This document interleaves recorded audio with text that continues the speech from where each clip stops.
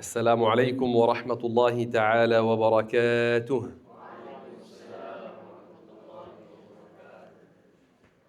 بسم الله الرحمن الرحيم.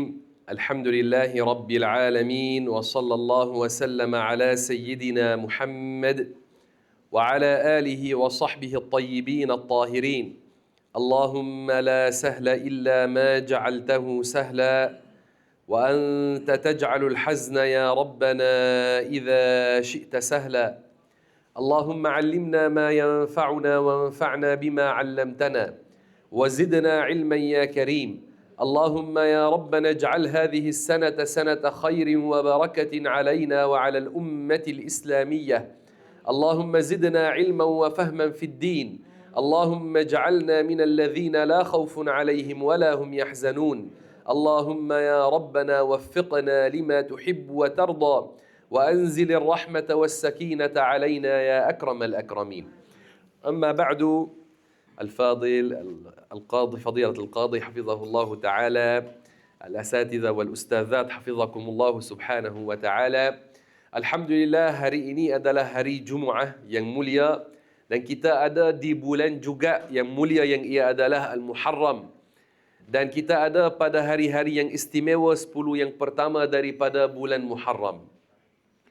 Apabila tahun Hijrah yang baru menjelma, maka biasanya umat Islam akan ingat tentang perjuangan Nabi kita Muhammad sallallahu alaihi wasallam dan hijrah Rasulullah sallallahu alaihi wasallam yang ia adalah satu hijrah yang telah mengubah keadaan atas muka bumi ini. Subhanallahil azim. Hijrah yang paling agung dalam sejarah manusia dan hijrah yang kesannya masih lagi berterusan sampai zaman kita sekarang. Ini adalah satu perjuangan seafdal-afdal ciptaan Allah Muhammad sallallahu alaihi wasallam. Pasti pelajaran yang kita boleh ambil daripada detail kisah hijrah Rasulullah sallallahu alaihi wasallam sangat banyak pelajaran yang kita boleh ambil. Tetapi apabila kita dalam masa yang singkat kita nak bahaskan tentang hijrah Rasulullah sallallahu alaihi wasallam, maka kita mahu fokus tentang yang paling penting dalam hijrah dan perjuangan hijrah ini. Apakah pelajaran yang paling besar yang kita boleh ambil daripada kisah hijrah Rasulullah sallallahu alaihi wasallam, khususnya bagi kita sebagai dai dan daiyah? Kerana bila bertugas di pejabat agama ada amanah yang besar dan ada tugasan yang besar yang perlu dilaksanakan dengan kita menjaga agama Islam dan menjaga umat Islam di kawasan yang kita berada padanya. Maka apakah pelajaran yang kita boleh ambil yang membantu kita pada tugasan harian kita sebagai da'i dan da'iyah di pejabat agama? Allah Subhanahu wa taala telah berfirman dalam Al-Quran Al-Karim. Bismillahirrahmanirrahim. Illa tansuruhu faqad nasarahu Allah. إذ أخرجه الذين كفروا ثاني اثنين إذ هما في الغار إذ يقول لصاحبه لا تحزن إن الله معنا. صدق الله العلي العظيم. Difahami daripada firman Allah Ta'ala ini, jika kalian tidak membantunya, iaitu Rasulullah sallallahu alaihi wasallam, maka sesungguhnya Allah Ta'ala telah membantunya. Allah yang maha berkuasa ke atas segala sesuatu, Dia yang telah membantu Nabi-Nya, Dia yang telah mempertahankannya, dan Dia telah kurniakan kemenangan kepadanya sallallahu alaihi wasallam. Ketika dia dikeluarkan dari mana? Dikeluarkan daripada Makkah oleh orang-orang yang kafir. Dan dia ketika itu bersama Abu Bakar Siddiq, thaniya ithnain, mereka 2 orang. Rasulullah Muhammad sallallahu alaihi wasallam yang dia nabi yang paling afdal ciptaan Allah yang paling mulia, dengan Abu Bakar As-Siddiq radhiyallahu anhu, yang dia seorang waliullah yang paling afdal di kalangan manusia, karena martabat Abu Bakar As-Siddiq radhiyallahu anhu di antara manusia ia setelah martabat para anbiya. Paling afdal di kalangan manusia siapa? Para anbiya. Dan setelah para anbiya, siapa paling afdal di kalangan manusia? Sayyiduna Abu Bakar As-Siddiq radhiyallahu taala anhu. Nabi yang paling afdal dan seorang wali antara manusia yang paling afdal. Dua orang yang sangat-sangat mulia. Mereka pergi menuju ke Gua Thaur. Idhuma fil ghar. Dan apabila mereka berdua berada di dalam gua, idh yaqulu li sahibih. Ketika itu baginda Rasulullah sallallahu alaihi wasallam dia telah bersabda kepada sahabatnya, dan sahabatnya di sini dengan ijma' para mufassirin adalah Abu Bakar As-Siddiq radhiyallahu anhu. Maka Rasulullah sallallahu alaihi wasallam bersabda kepada Abi Bakar, "La tahzan, inna Allah ma'ana." Jangan kamu sedih. Sesungguhnya Allah Ta'ala membantu kita dan Allah Ta'ala mengurniakan kemenangan kepada kita. Masya Allah al-Azim. Beberapa perkataan dalam sebuah gua yang tak ada electricity, tidak ada air conditioner, tidak ada kemudahan yang kita ada zaman sekarang di rumah kita, tapi semangat yang tinggi. Semangat yang tinggi daripada Rasulullah sallallahu alaihi wasallam. Dalam keadaan ramai orang kafir tengah mencari baginda, ingin untuk nak membunuhnya. Mereka carikan baginda untuk membunuhnya. Tetapi Rasulullah sallallahu alaihi wasallam dengan kesabarannya, dengan bertawakal kepada Allah Subhanahu wa taala, dengan yakin yang kuat, iman yang kuat, baginda sallallahu alaihi wasallam walaupun semua keadaan ini, masih lagi dia boleh kata kepada Abu Bakar As-Siddiq, "La tahzan, la tahzan, jangan kamu sedih." Cuba gambarkan keadaan itu. Kalau kita di tempat Abu Bakar As-Siddiq, apakah kita akan rasa? Tahap stres kita dah sampai mana? Kita kalau anak kita ada dalam keadaan bahaya, atau saudara kita ada dalam keadaan yang bahaya, kita tak akan tidur malam. Kita rasa tak mampu tidur lagi. Abu Bakar As-Siddiq radhiyallahu anhu dalam kisah hijrah, dia tahu keadaan bagaimana. Bukan dia tak tahu, dia datang baru dia tahu, oh ada orang carikan baginda ingin nak membunuhnya. Tak, dia tahu betul-betul apakah keadaan. Dia minta mahu keluar bersama baginda. Bila baginda datang ke rumahnya dan mengkhabarkan kepadanya bahawasanya Allah telah mewahyukan kepadanya untuk berhijrah, maka Abu Bakar As-Siddiq radhiyallahu anhu dia minta, "Ya Rasulullah, terima saya sebagai sahabatmu dalam perjalanan hijrah ini." Maka baginda setuju. Maka dia keluar dengan semangatnya untuk apa? Nak mempertahankan Rasulullah sallallahu alaihi wasallam. Tetapi Abu Bakar dia sangat risau keselamatan baginda sallallahu alaihi wasallam. Ada orang kadang-kadang dia tak jelas bagi dia betul-betul kenapa Abu Bakar Siddiq menangis dalam gua. Menangis kalau kita melihat perjalanannya dari keluar dari Roma sampai ke gua. Pertama dia minta mahu keluar bersama baginda, dan bila dia keluar, ketika mereka berjalan, dia berjalan sekejap di kanan baginda. Kemudian dia pergi ke kiri. Kemudian depan. Kemudian berjalan di belakang. Biasanya kalau kita berjalan dengan seorang seperti ini, kita rasa pelik. So Rasulullah sallallahu alaihi wasallam tanya, "Wahai Abu Bakar, kenapa berjalan kanan, kiri, depan, belakang?" Maka dia kata, "Ya Rasulullah, apabila saya ada di kanan, saya ingat mungkin mereka akan serang dari kiri. Saya cepat-cepat ke kiri. Bila saya di kiri, saya ingat mungkin mereka akan serang dari belakang. Saya cepat-cepat ke belakang. Bila saya ada di belakang, saya ingat mungkin mereka akan serang dari depan. Saya cepat-cepat ke depan." Masya Allah al-Azim. Maknanya Abu Bakar Siddiq sebenarnya dia keluar ingin mahu mempertahankan Rasulullah sallallahu alaihi wasallam dan dia sudi untuk membuat tugasan ini walaupun dia berseorangan. Walaupun dia berseorangan. Dia tak kata, mana Umar bin Khattab datang bantu sikit, mana Ali bin Abi Talib datang bantu sikit, kenapa biar saya seorang macam itu? Tidak. Tengok kepada sikap ini.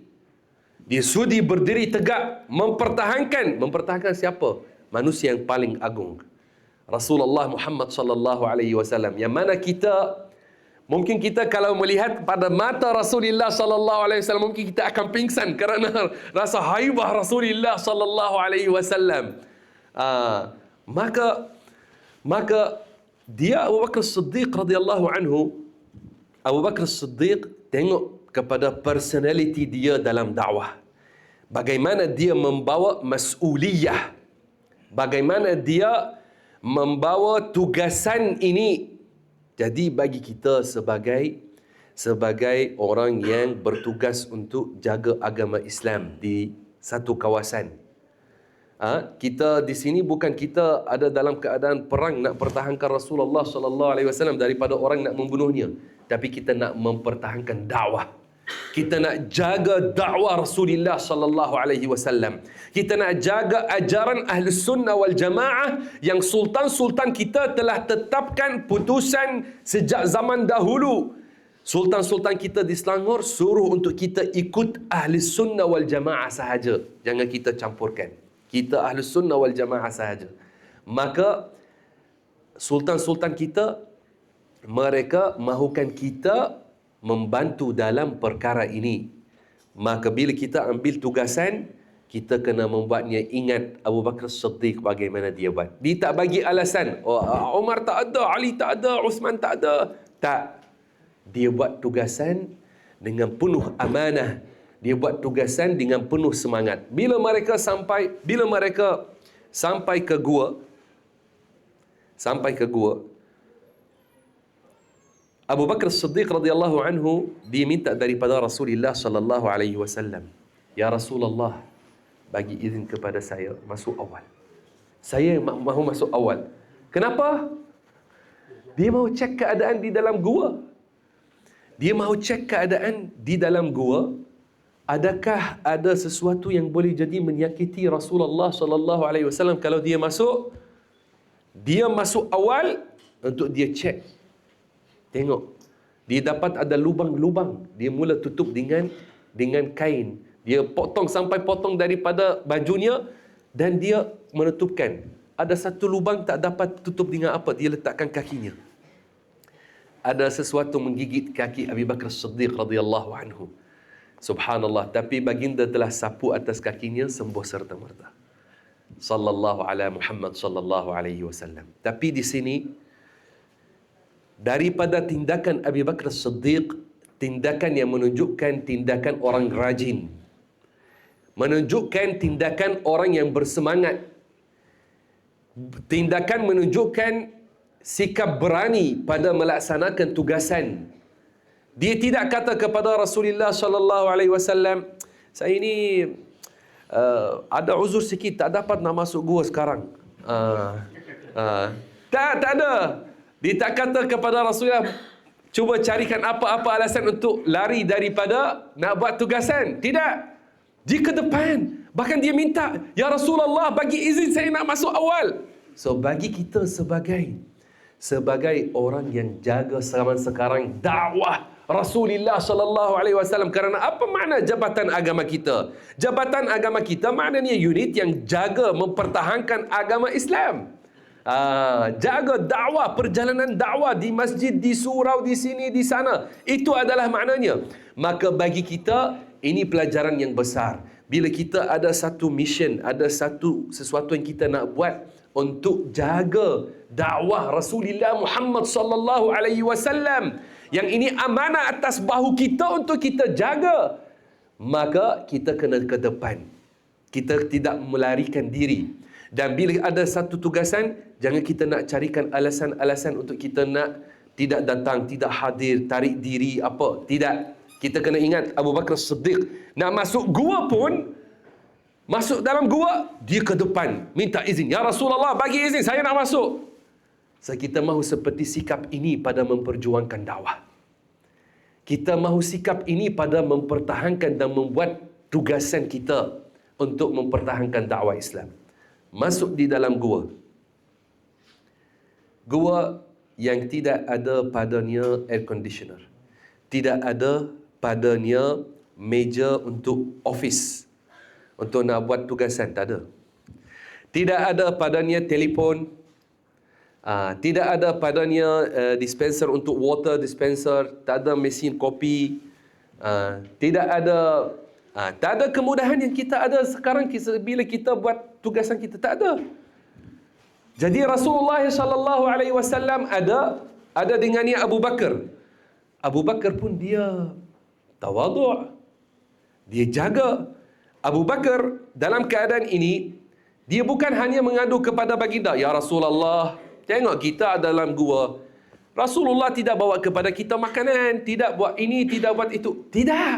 Bukan ini sikap Abu Bakar. Abu Bakar Siddiq, dia tengok keadaan. Okey, panggil anak dia.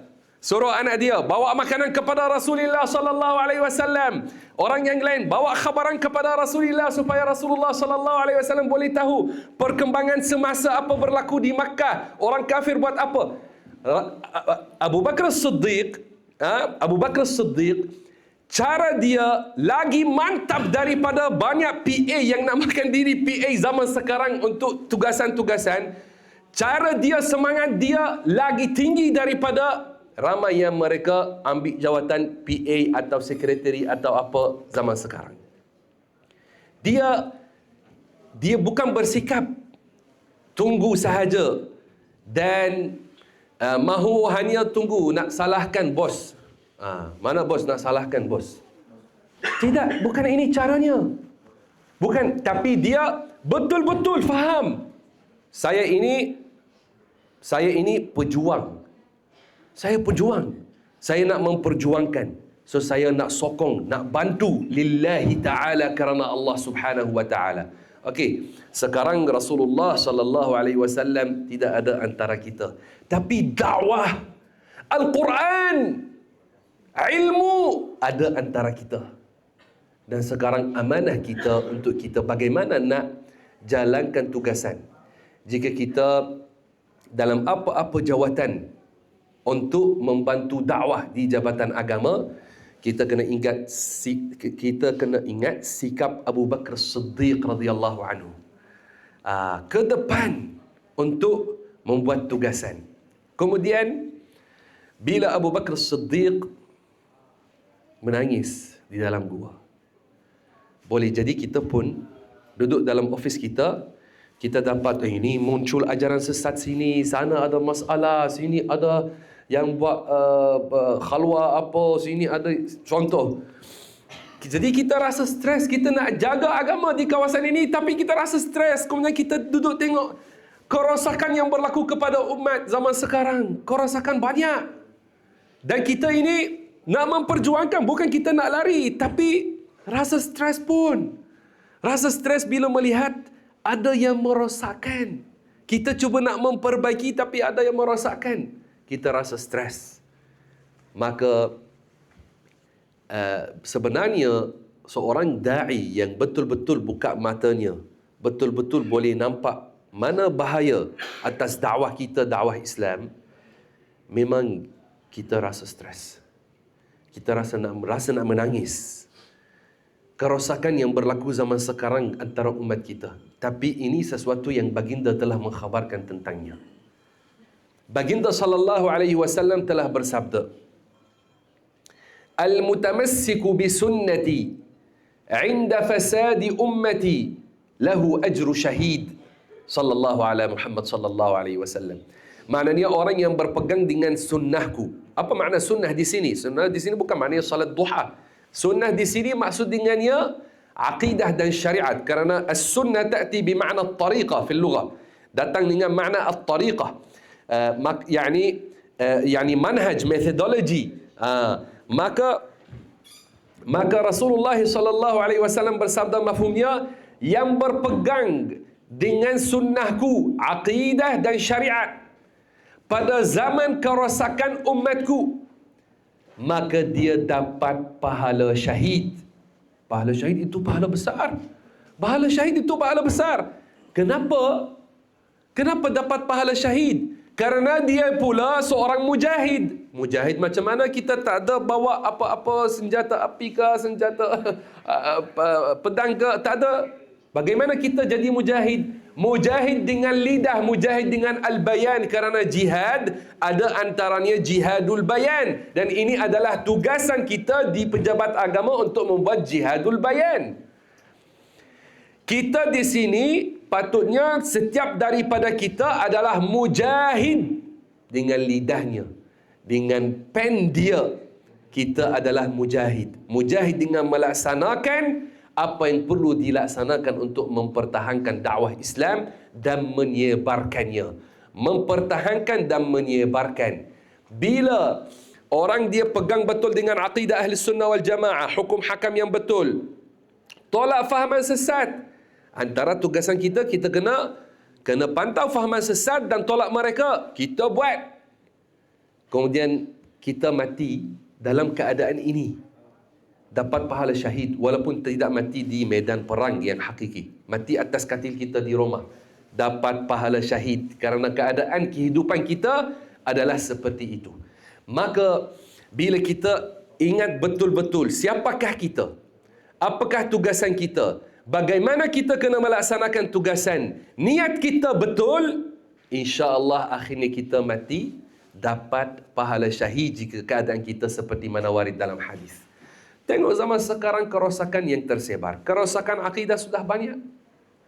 Sudah banyak. Kita dah ada fahaman macam-macam yang serang kita di Selangor. Macam-macam fahaman.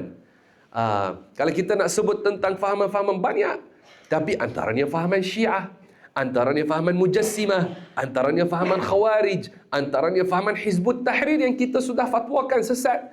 Dan banyak fahaman lagi yang difatwakan sesat. Tapi masih lagi mereka cuba untuk bergerak dan itu. Kita ambil tindakan, mereka masuk daripada social media. Masuk daripada social media. Kemudian pengaruhan yang mereka buat kepada sebahagian pemuda-pemudi, pengaruhan yang tidak kecil. Banyak pengaruhan. Hatta sampai ke tahap Qadiani pun mereka bergerak dan masih, walaupun kita dah fatwakan, kita dah buat ini, dah buat itu, masih lagi mereka cuba untuk nak merosakkan akidah masyarakat. Maka bagi orang yang dia di luar pejabat, orang yang dia hanya pergi masjid, mungkin solat jemaah balik, dia tengok masjid kita alhamdulillah bersih, bagus, cantik, tapi belakang itu semua untuk nak jaga siapa, kadang-kadang ada orang yang tak ingat. Siapa yang jaga? Siapa yang uruskan? Siapa yang memperjuangkan? Walaupun orang tidak nampak kita dan tidak tahu apakah perjuangan kita. Yang penting niat kita dan kita mahu apa? Kita mahu pahala daripada Allah.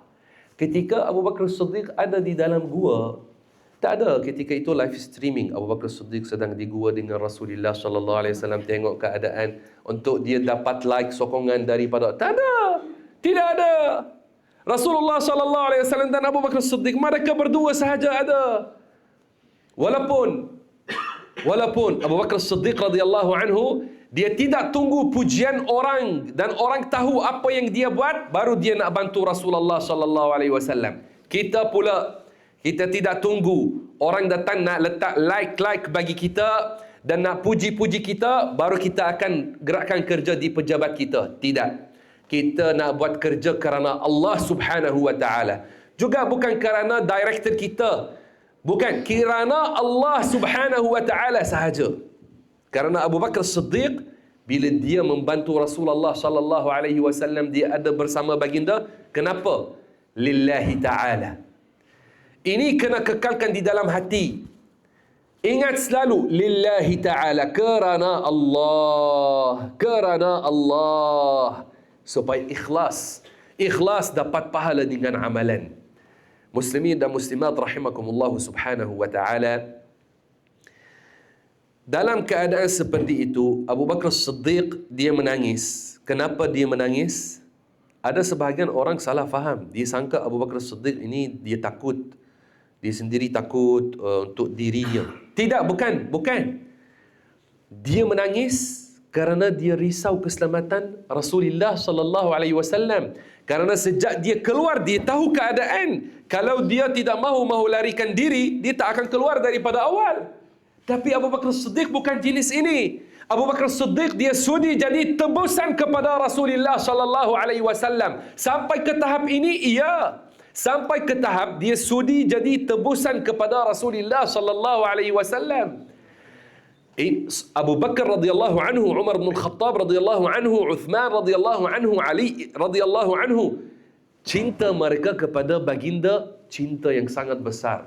Tahu Umar bin Khattab radhiyallahu anhu, dia bila kita sebut Umar bin Khattab, kita ingat lelaki yang gagah, kuat.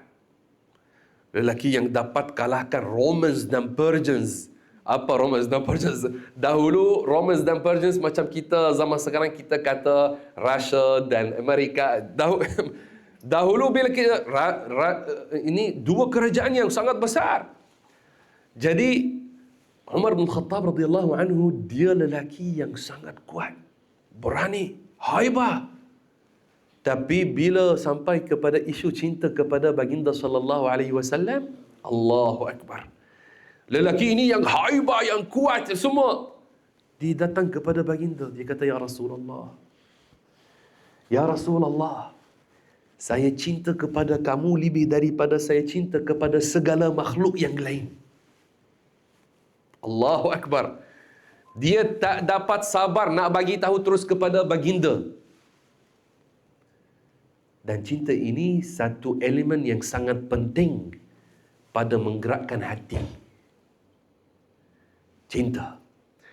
Maka Rasulullah sallallahu alaihi wasallam bersabda untuk mengajar dia dan mengajarkan umat bagaimana cinta sempurna kepada utusan Allah Subhanahu wa taala. Karena kita tahu dalam hadis yang lain baginda bersabda, la yu'minu ahadukum hatta akuna ahabba ilaihi min walidihi wa waladihi wan nasi ajma'in. Maknanya seorang di kalangan kamu imannya tidak sempurna sampai dia cinta kepada saya lebih daripada dia cinta kepada ayahnya, anaknya dan seluruh manusia. Okey.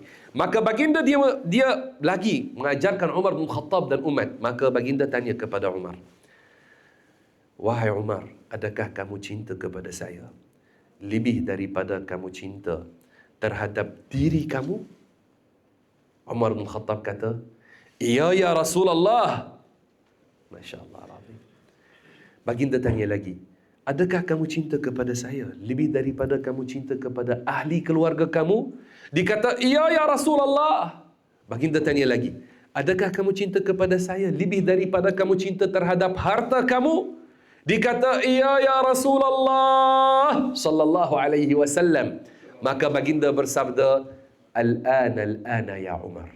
Sekarang wahai Umar. Maknanya sekarang kamu sudah sampai kepada keadaan sempurna pada mencintai Rasulullah sallallahu alaihi wasallam. Maka hadis ini, kisah ini berselari dengan hadis yang kita sebut tadi. Hendaklah mencintai baginda lebih daripada kita mencintai makhluk yang lain. Maka Abu Bakar Siddiq dengan hati seperti ini, dia mencintai baginda lebih daripada dia mencintai dirinya. Dan baginda dalam keadaan ramai orang kafir tengah mencarinya, dia menangis.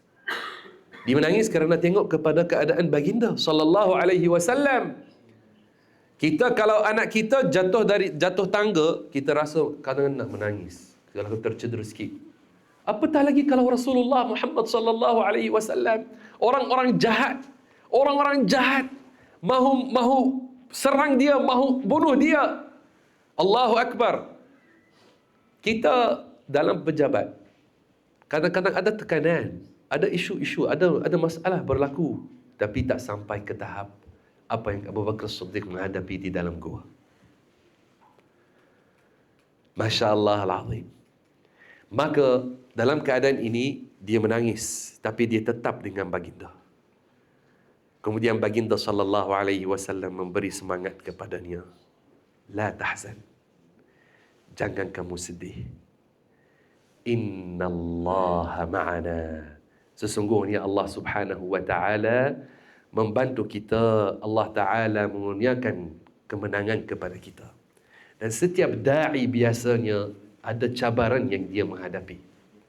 Ada orang yang fitnahkan dia, ada orang yang serang dia, ada orang yang dia cakap macam-macam. Tetapi kita perlu ketetapan. Kita perlu kekalkan motivasi yang tinggi pada diri kita. Kerana syaitan tak puas hati dengan kita jaga agama Islam. Musuh-musuh dakwah Ahli Sunnah wal Jamaah yang mahu hancurkannya, dia tidak gembira bila melihat staf semua pagi awal masuk pejabat, buat semua kerja untuk nak sekat-sekat fahaman sesat. Mereka tidak gembira dengan cara ini. Biasanya orang pencuri, dia tak gembira dengan kerja polis. Juga kita bila ditugaskan nak jaga agama Islam dan jaga kebenaran, musuh kita tak puas hati dengan apa yang kita buat. Jadi kalau kita rasa kita dismotivated dan kita patah jatuh, ini memberi peluang kepada dia, menggembirakan syaitan. Tidak. Kadang-kadang kita rasa stres, kita release sikit, mungkin kita menangis, tapi kita kena kekal. Kekal tetap seperti Abu Bakar Siddiq radhiyallahu anhu. Dan insya-Allah taala keadaan jadi lagi baik insya-Allah taala. Tengok kepada Abu Bakar Siddiq dan kesabarannya, bagaimana buah-buahannya tersebar kepada umat. Rasulullah sallallahu alaihi wasallam dipertahankan oleh Allah, kemudian baginda dapat untuk sambung perjuangan dia dan dapat untuk menyebarkan Islam sampai setelah hijrah Islam tersebar di timur dan di barat. Muslimin dan muslimat rahimakumullah, ini sebahagian daripada cerita hijrah. Cerita hijrah panjang, tapi kita mahu ambil kesimpulan. Tapi soalannya di sini datang, apakah tujuan paling besar daripada hijrah Rasulullah sallallahu alaihi wasallam? Apakah tujuan paling besar? Tujuan paling besar menyebarkan tauhid pasti. Kerana apakah kewajipan paling besar atas seorang mukallaf? Tauhid. Mengesahkan Allah, beriman dengan Allah. Maka tujuan hijrah itu yang pertama, nombor satu adalah mengajarkan akidah. Ya, setelah itu ada bawahnya, ada lagi mahu mengajar salat, mengajar ibadah, hukum hakam ibadah, ada. Tetapi yang paling utama mengajarkan la ilaha illallah Muhammadur Rasulullah, mengajarkan akidah, mengajarkan tentang beriman dengan Allah dan Rasulnya. Itu adalah yang paling utama. Maka bila ini adalah tujuan hijrah yang utama, bila kita memperjuangkan setelah Rasulullah sallallahu alaihi wasallam untuk mempertahankan dakwahnya, kita kena faham juga apakah paling utama dalam dakwah. Kerana apakah tugasan kita? Tugasan kita di pejabat agama, kita mahu jaga apa yang Rasulullah sallallahu alaihi wasallam ajarkan dan sebarkannya. Betul? Kesimpulan kerja kita, kita kena jaga dan sebarkan. Maka mesti kita tahu apa yang paling penting, kemudian setelahnya, supaya kita tidak sibuk dengan yang paling penting dengan perkara bukan ia yang paling penting. Maka apakah paling penting dalam agama kita? Beriman dengan Allah dan Rasulnya. Dan Alhamdulillah, isu akidah di negeri kita Selangor ada sejarahnya. Zaman dahulu, sebelum merdeka, pada zaman Al-Mufti, Mufti yang pertama, yang dia adalah Syekhul Islam Tengku Mahmud Zuhdi bin Tengku Abdul Rahman Al-Fatani, yang dia mufti pada zaman Sultan Alauddin Sulaiman Shah. Sultan Alauddin Sulaiman Shah rahimahullahu ta'ala rahmatan wasi'ah. Beliau seorang yang berilmu, seorang yang dia jaga sendiri, dia follow up detail tentang isu akidah dan dakwah di negeri Selangor. Beliau rahimahullahu ta'ala, walaupun ketika itu ada tekanan penjajah sebelum merdeka, Tapi dia membuat tugasan dengan kita melihat seolah-olah apa yang Syekh sebut dalam tazkirah sekarang, perjuangan Rasulullah sallallahu alaihi wasallam dan Abu Bakar, rasa pelajaran ini ditanam di dalam hati sultan kita. Dia memperjuangkan, dia ke depan. Bagaimana? Dia sendiri menulis kitab tentang akidah Rasulullah sallallahu alaihi wasallam. Bukan sekadar dia kata mana seorang daripada pejabat agama datang, anda tulis kitab sendiri. Sikap Abu Bakar Siddiq radhiyallahu anhu ke depan pada dakwah dapat pada perbuatan sultan kita ini.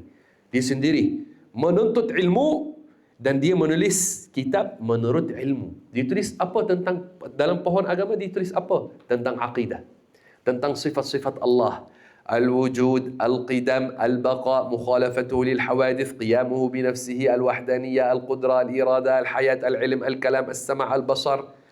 Ada sebahagian orang bila dia melihat ini, kerana kurang pengalaman dalam bidang dakwah, dia kata, ini diketahui kenapa sultan nak sibuk dengan tulis tentang sifat 20 sahaja. Ini bila kurang pengalaman. Kalau tujuan hijrah pertama adalah menyebarkan tauhid, bagaimana tidak sultan kita akan sibuk dengan menulis tentang tauhid? Bahkan ini adalah perbuatan orang yang cerdik, yang faham betul-betul keperluan dakwah. Kerana bila kita sebarkan fahaman betul tentang tauhid, ini sudah kita sekat orang-orang sesat daripada masuk kepada masyarakat kita. Tapi bila ajaran tentang tauhid tidak dijaga, kemudian kita dapat banyak fahaman sesat masuk kanan kiri sampai kita pening kepala. Itu macam orang dia kekal pintunya terbuka, pintu rumah. Kemudian dikata, kenapa ular masuk? Kenapa serangga masuk? Kenapa? Tutup pintu. Tutup pintu. Dia bawa spray. Dia kata, masih lagi masuk. Spray, masih lagi masuk. Sultan kita cerdik. Dia tengok kepada sistem education. Dia sendiri mahu pastikan. Hatta ibarat yang digunakan dalam kitab, dia mahu pastikan ini adalah betul menurut Ahli Sunnah wal Jamaah. Dia tulis. Dia suruh tetihan. Semua sekolah agama kena ajarkan tentang ini. Dan bukan sekadar ini. Kitab Al-Aqidah As-Sanusiyah, kita semua tahu. Kitab Aqidah As-Sanusiyah ada dalamnya syarahan tentang sifat 20. Baginda suruh untuk diambil kesimpulan Aqidah As-Sanusiyah ini, dibuat dalam bentuk satu carta. Satu carta, syarah tentang sifat 20 ditampal di setiap sekolah agama. Saya Alhamdulillah dapat amanah daripada kerabat baginda untuk saya cetak balik carta itu. Saya dah cetak balik, susun, cetak balik, cantik Alhamdulillah. Maka Masya Allah Al-Azim, Masya Allah Al-Azim, kita melihat sultan kita, walaupun dia ada banyak tugasan kena buat, tapi masih lagi ada masa untuk perkara yang paling utama, akidah. Dan sampai kita sekarang, sultan kita sekarang, Alhamdulillah, dia juga masih lagi tekan untuk isu ikut Ahli Sunnah wal Jamaah. Secara spesifik Ahli Sunnah wal Jamaah itu Asy'ariyah dan Maturidiyah. Sampai kita di khutbah Jumaat kita, setiap Jumaat kita ada Al-Asy'ariyah wal Maturidiyah, ikut Abu Hasan Al-Asy'ari, Abu Mansur Al-Maturidi. Itu adalah kita. Kita adalah Asy'ariyah Maturidiyah. Kita yang ajarkan Allah tidak seperti sesuatu. Allah Ta'ala bersifat dengan mukhalafatuhu lil hawadith. Dia bukan seperti manusia, bukan seperti cahaya, bukan seperti kegelapan. Allah bukannya jisim besar seperti gunung, bukan jisim kecil seperti habuk atau semut. Kata baginda Sultan Alauddin dalam kitab Pohon Agama muka surat 10, qiyamuhu binafsihi, maka bukan ia jirim mengambil lapang. Yani Allah Ta'ala bukan ia jisim yang menempati tempat. Karena setiap jisim ada ukuran. Yang ada ukuran berhajat kepada pencipta yang menjadikannya atas ukuran tersebut. Sama ada ia jisim halus seperti ruh dan cahaya, atau ia jisim kasar seperti kayu dan batu. Dua-dua ini makhluk. Allah Ta'ala tidak seperti jisim. Dia berfirman, walam yakul lahu kufuwan ahad. Yani tiada persamaan bagi Allah Subhanahu wa Ta'ala. Laisa kamithlihi syai'. Allah tidak seperti sesuatu. Maka kerana ini kita ada kaedah penting. Apa sahaja yang tergambar di fikiranmu, Allah tidak seperti itu. Ini kaedah penting dalam akidah. Boleh kita nak rasa semangat bila kita ingat hijrah Rasulullah sallallahu alaihi wasallam hari ini. Boleh saya nak sebut, harap kalian ikut, boleh? Insya-Allah. Apa sahaja yang tergambar di fikiranmu, Allah tidak seperti itu. Apa sahaja yang tergambar di fikiranmu, Allah tidak seperti itu. Masya Allah al-Azim. Ini disebut oleh Al-Imam Ahmad ibn Hanbal, diriwayatkan oleh Abul Fadl al-Tamimi dalam kitab I'tiqad al-Imam al-Mubajjal Ahmad ibn Hanbal, dan disebut oleh Al-Imam Dhunnun al-Misri, anak murid Al-Imam Malik, diriwayatkan oleh Al-Hafiz Ibn Asakir dalam Tarikh Dimashq. Kenyataan sangat penting, dan Syekh Dawud Al-Fatani sebut kenyataan kaedah ini dalam ilmu aqidah dalam kitabnya Sulam Al-Mubtadi. Maka ini kaedah penting pada menjaga akidah bagi orang awam hafal. Kerana sekarang kalau kita contoh nak ambil contoh, golongan ini yang namakan diri mereka sebagai salafi, kemudian mereka kata kalau belajar sifat 20 sesat, tak boleh, mereka ikut Muhammad ibn Abdul Wahab. Apakah isu mereka yang pertama dengan kita? Mereka kata Tuhan ada anggota badan duduk bersila atas arash. Kita kata tak, kita tidak menyembah berhala, kita menyembah Allah. Kalau Allah dia jisim besar, gemuk, duduk bersila atas arash, maknanya dia seperti berhala Buddha. Kita tidak menyembah berhala Buddha, kita menyembah Allah. Allah tidak seperti sesuatu. Mukhalafatu lil hawadithi. Qiyamuhu binafsihi, yakni dia tidak berhajat kepada sesuatu. Maka dia tidak memerlukan langit atau bumi. Tidak memerlukan tempat dan arah. Maka dia ada tanpa tempat, tanpa arah. Seperti mana kata baginda Sultan dalam pohon agama, dia kata, maka tiada ia di atas sesuatu, tiada di bawah sesuatu, tiada di kanan sesuatu, tiada di kiri sesuatu, tiada di depan sesuatu, tiada di belakang sesuatu. Tiada bertempat dan tiada bermasa dan tiada bersifat zatnya dengan kecil atau besar atau panjang atau pendek, dan tiada bersifat zatnya dengan warna putih atau kuning atau hijau atau barang sebagainya. Ini adalah teks daripada Sultan kita. Kitab ini tulisan Jawi yang lama. Masya Allah al-Azim. Maka muslimin dan muslimat rahimakumullah, pada era itu bila baginda Sultan dia guna metod ini untuk mempertahankan akidah Islam, ketika itu ada penjajah, dan kita tahu penjajah dia ingin untuk mahu tukar akidah masyarakat kepada Kristian, tetapi tidak dapat. Walaupun dia adalah penjajah, datang, dia rampas tanah air kita, tapi tidak dapat untuk tukar akidah masyarakat. Kerana masih lagi ada orang yang cerdik-cerdik, faham perjuangan baginda, tujuan utama perjuangan baginda, dan apakah yang kena diutamakan pada mempertahankan. Bila ada orang yang faham betul-betul, jadi melaksanakan tugasan jaga agama Islam dibuat dengan cara yang sangat mantap. Untuk pengetahuan juga, bahawasanya bukan hanya kita di negeri Selangor ini yang berlaku. Bahkan ulama kita di tanah Melayu, ini adalah cara mereka zaman dahulu.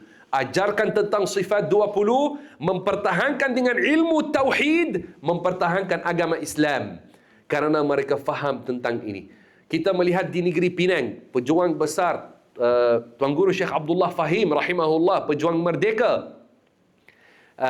Kita melihat di Kedah, Tuan Guru Syekh Tuan Hussein Kedah, Syekh Hussein bin Nasir bin Tayyib Al-Mas'udi Al-Banjari, guru kepada Syekh Abdul Rahman Merbuk. Syekh Abdul Rahman Merbuk yang membuka madrasah, setelah itu ia jadi Maktab Mahmud yang terkenal. Guru kepadanya adalah Tuan Hussein Kedah, menulis kitab Hidayatul Mutafakkirin tentang sifat 20.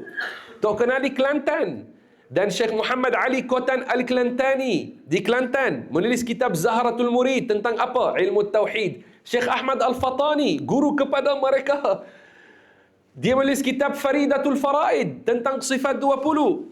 Kita melihat Syekh Dawud Al-Fatani menulis kitab Ad-Durrul Thamin, Warduz Zawahir, Al-Jawahir Saniyah dan lain-lain. Syarah tentang sifat-sifat Allah Subhanahu wa taala. Dan di setiap negeri ada. Contohnya di Terengganu Tok Kupalo, Tok Pulau Manis, di Pahang Syekh Abdul Mubin, keturunan Tok Jangut, di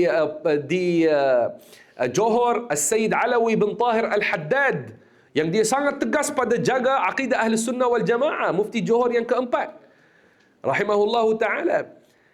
Dan di Melaka contohnya Syekh Abdul Latif Tambi menulis kitab Hidayatul Rahman, syarahan tentang sifat 20. Maka bila ulama kita sebelum merdeka faham perjuangan baginda dan kisah hijrah dan ketetapan, ambil daripada itu semangat yang dapat kalahkan penjajah dan mengeluarkan dia. Ada orang yang dia tanya, siapa yang kalah bila penjajah datang? Saya jawab, dia yang kalah. Kerana dia datang dengan satu tujuan, balik tanpa buat tujuan itu. Tujuan yang utama bila King Henry sampai ke Melaka, yang dia king pertama yang datang serang kita, dia sampai ke Melaka. Bila dia turun di Melaka dengan tenteranya, dia kata kita ada dua tugasan nak buat. Pertama, dia kata kita nak hancurkan ekonomi umat Islam. Kita nak putuskan hubungan antara Arab dan Melayu. Kerana ketika itu Melayu producers of rempah dan Arab transporters, jual ke Europe, so dah bina satu sistem ekonomi sangat kuat. Macam zaman sekarang sistem petrol. Dahulu tak ada petrol macam sekarang. Dahulu ada rempah itu. Maka dia kata ini pertama. Kedua, dia kata kita nak hapuskan da'i Muhammad. Dia panggil para masyaikh dan ulama da'i Muhammad. Dia kata kita nak hapuskan mereka. Dia mahu hapuskan Islam. Tengok berapa lama berlalu penjajah, dan datang penjajah selain, datang British, datang Jepun, datang. Kemudian semua mereka kalah, keluar, dan Islam kekal tegak di dalam tanah air kita. Alhamdulillah kita masih lagi ada para pejuang, sampai kita ada pejabat agama dengan tim yang besar yang boleh mempertahankan. Dan sekarang bagi kita adalah kita kena teruskan dengan perjuangan ini kerana Allah Subhanahu wa taala, semoga Allah taala menerima amalan kita dan menjadikan kita antara mereka yang belajar ilmu agama dan beramal dengannya dan selalu ingat perjuangan baginda dan ambil pelajaran daripadanya. Allahumma ya arhamar rahimin ya akramal akramin, اجعل هذه السنة سنة خير وبركة علينا وعلى الأمة المحمدية، وارحمنا اللهم برحمتك الواسعة، ووفقنا لما تحب وترضى، واجعلنا من الصالحين. اللهم زدنا علما وفهما في الدين، وارحمنا يا أكرم الأكرمين، وعلمنا ما ينفعنا وانفعنا بما علمتنا. اللهم ألف بين قلوبنا واجعلنا يا ربنا من الذين يخشونك حق خشيتك. اللهم يا ربنا أحسن ختامنا، وآخر دعوانا أن الحمد لله رب العالمين. بارك الله فيكم. جزاكم الله خيرا.